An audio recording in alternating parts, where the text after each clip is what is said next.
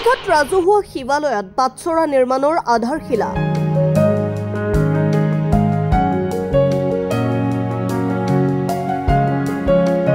সুধাকণ্ঠ আৰু যশস্বী বাহিবাদক দীপক শৰ্মাক সোঁৱৰণ। অসম তথা উত্তৰ পূব ভাৰতৰ ঐতিহ্যমণ্ডিত শৈৱানুষ্ঠানসমূহৰ অন্যতম নলবাৰী জিলাৰ চামতাৰ কুলবিলঘাট ৰাজহুৱা শিৱালয়ত এটি আটকধুনীয়া বাটচৰা নিৰ্মাণৰ আধাৰশিলা স্থাপন কৰা হয়। চামতা বালিপথাৰত জন্মগ্ৰহণ কৰি চাকৰি সূত্ৰে গুৱাহাটী হেঙেৰাবাৰীত বসবাস কৰা কনক বৈশ্যই নিৰ্মাণ কৰিবলৈ লোৱা শিৱালয়ৰ বাটচৰাত আধাৰশিলা স্থাপন কৰা হয়। কুলবিলঘাট ৰাজহুৱা শিৱালয় পৰিচালনা সমিতিৰ সভাপতি বলেন কুমাৰ গোস্বামীয়ে আধাৰশিলা স্থাপন কৰে। শিৱালয় পৰিচালনা সমিতিৰ সম্পাদক জয়ন্ত তালুকদাৰে আধৰা অনুষ্ঠানত কনক বৈশ্যৰ পৰিয়ালৰ হৈ শিৱালয় চৌহদত এটি ৰঙা চন্দনৰ পুলি ৰোপণ কৰে দাতাগৰাকীৰ ভাগিনীয়েক ৰাজেন বৈশ্যই। ইয়াৰ পিছতে শিৱালয়ত বিশ্ববৰেণ্য শিল্পী ডক্টৰ ভূপেন হাজৰিকাৰ চতুৰ্দশ বাৰ্ষিক মৃত্যু দিৱস আনুষ্ঠানিকভাৱে পালন কৰা হয়। সেইদৰে পশ্চিম নলবাৰীৰ পানীগাঁও গড়েমাৰাৰ আন্তঃৰাষ্ট্ৰীয় খ্যাতিসম্পন্ন বাহিবাদক সদ্যপ্ৰয়াত দীপক শৰ্মাৰ বিয়োগত কুলবিলঘাট ৰাজহুৱা শিৱালয় পৰিচালনা সমিতিয়ে গভীৰ শোক প্ৰকাশ কৰি এখন শোকসভা অনুষ্ঠিত কৰে।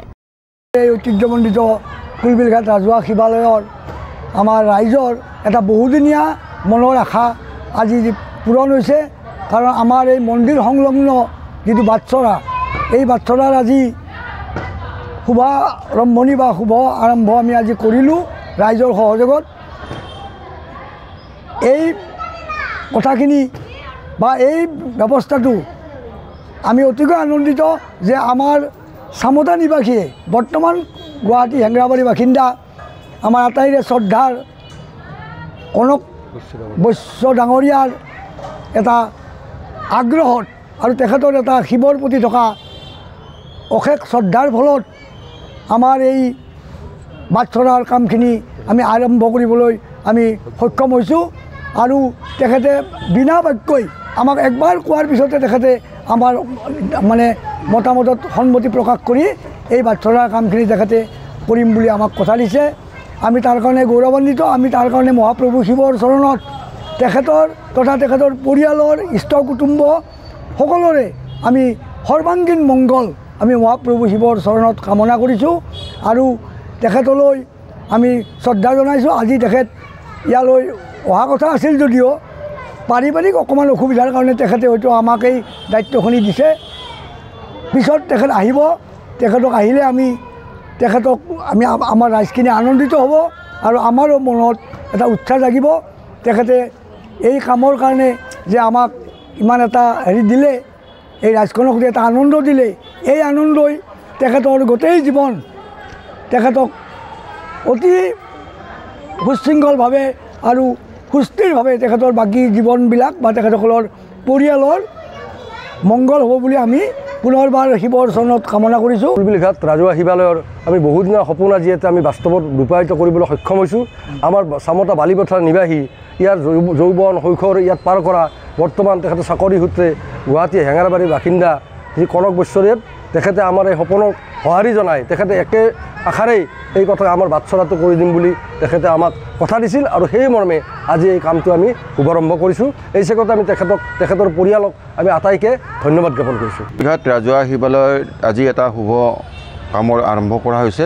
এই শুভ কৰ্মটো হৈছে যে আমাৰ কুলবিলঘাট ঐতিহ্যমণ্ডিত কুলবিলঘাট ৰাজহুৱা শিৱালয়ত আমাৰ যিখন সৰু তৰণ আছে, তৰণখনৰ পৰা মূল শিৱ মন্দিৰলৈ অহা যিটো বাটচৰা, এই বাটচৰাৰ ওপৰত এখন মানে টিঙৰ চালি, ইয়াত কংক্ৰিটৰ কাম হ'ব আৰু ওপৰত ৰূপটাচেৰে এই টিঙৰ চালিখন হ'ব।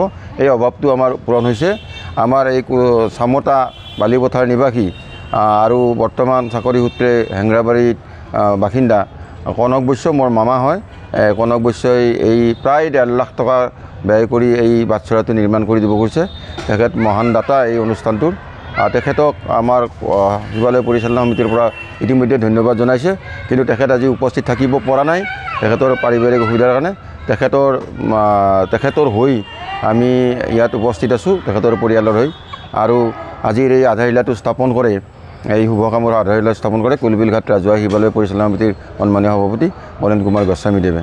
ইয়াৰ পিছতে আমাৰ শিৱালয়ত আৰু এটা আজি ভাল কাম হৈছে আৰু দুটা ভাল কাম হৈছে সেইটো হ'ল কি আমাৰ ইয়াত আমাৰ কুলবিল ঘাট ৰাজহুৱা শিৱালয়ৰ শিল্পী জিৰণি চৰাত এসময়ত জিৰণি লৈ যোৱা বিশ্ববৰেণ্য শিল্পী ডক্টৰ ভূপেন হাজৰিকা দেৱৰ আজি চতুৰ্দশ মৃত্যু বাৰ্ষিকী আৰু এই চতুৰ্দশ মৃত্যু বাৰ্ষিকীত আমি কুলবিল ঘাট ৰাজহুৱা শিৱালয় পৰিচালনা সমিতি কাৰ্যালয়ত তেখেতৰ আমাৰ এখন সুউচ্চ প্ৰতিচ্ছবি আছে আৰু তাতে আমি প্ৰতি বছৰে তেখেতক শ্ৰদ্ধাঞ্জলি জনোৱাৰ দৰে আজিও আমি কুলবিল ঘাট ৰাজহুৱা শিৱালয় পৰিচালনা সমিতিয়ে সকলে উপস্থিত থাকি শ্ৰদ্ধাঞ্জলি জনাইছোঁ। লগতে আৰু আমাৰ এটা কথা হ'ল কি যে আমাৰ পশ্চিম নলবাৰী পানীগাঁৱৰ গড়েমাৰা নিবাসী এইটো আন্তৰ্জাতিক খ্যাতিসম্পন্ন বিশিষ্ট বাঁহীবাদক দীপক শৰ্মাৰ সদ্যপ্ৰয়াত দীপক শৰ্মাৰ বিয়োগত আমি আজি শোকসভাও এখন অনুষ্ঠিত কৰিছোঁ। আমি কুলবিল ঘাট ৰাজহুৱা শিৱালয় পৰিচালনা সমিতিৰ কাৰ্যালয়ত আমি তেখেতক এটা আৰু আমাৰ কুলবিল ঘাট ৰাজহুৱা শিৱালয়ত আমাৰ শিৱৰাত্ৰিৰ সময়ত আজি 2 বছৰ আগত তেখেতে ইয়াত আহিছিল, তাতে বাঁহীবাদন কৰিছিল আৰু আমাক সকলোকে আপ্লুত কৰিছিল আৰু সেই সময়তে তেখেতে কৈছিল যে ইয়াত কুলবিল ঘাট ৰাজহুৱা শিৱালয়ৰ শিৱৰাত্ৰি সভা মঞ্চত তেওঁ আহিছিল, ইয়াত কামৰূপীয়া ঢুলীয়া প্ৰদৰ্শন চাইছিল, ইয়াত যাত্ৰা পাতিছিল তেওঁ আৰু ইয়াৰ লগত সম্পৰ্ক আছে। গতিকে তেখেতক আমি আজি শ্ৰদ্ধা জনাইছোঁ তেখেতৰ বিয়োগত। এই তিনিটা আজি আমাৰ কুলবিল ঘাট ৰাজহুৱা শিৱালয়ত এই তিনিটা কাৰ্য সম্পন্ন হৈছে। সামতৰ পৰা ৰাজেন বৈশ্যৰ ৰিপৰ্ট অসম টাইম।